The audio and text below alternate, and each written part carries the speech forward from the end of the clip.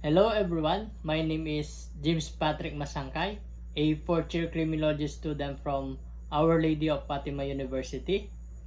In this video, I will teach you on how to use the hash generator app, and I will teach you on how to generate a hash value from the saved files, from the edited file name and edited files natin, or yung magiging edited content ng files natin.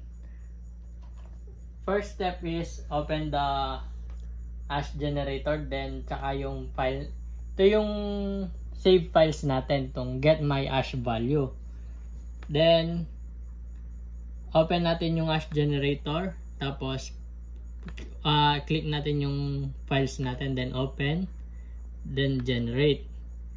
Ito yung magiging hash value niya is C97FE30D, ganyan.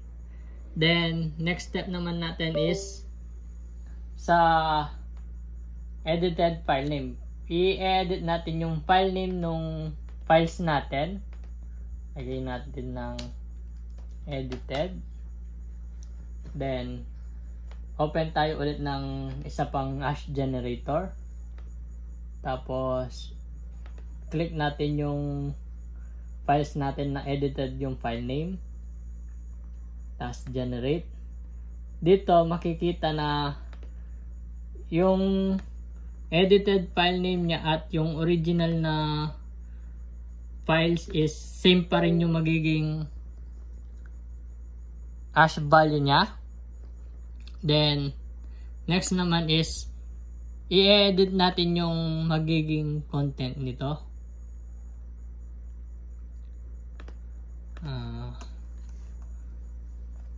Lagay tayo ng CRDI 422, tapos save. Then next natin, open tayo ulit ng hash generator. Then click natin yung inedit natin na content na files, then generate hash. So dito sa tatlong natin is nag-iba na yung hash value niya.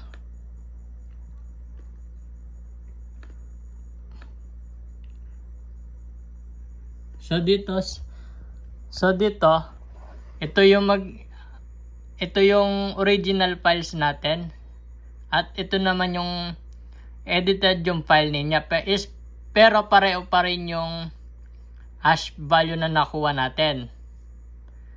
Tapos dito sa edited na yung content ng files is nag-iba na sa original.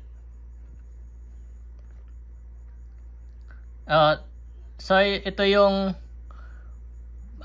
paggamit sa hash generator.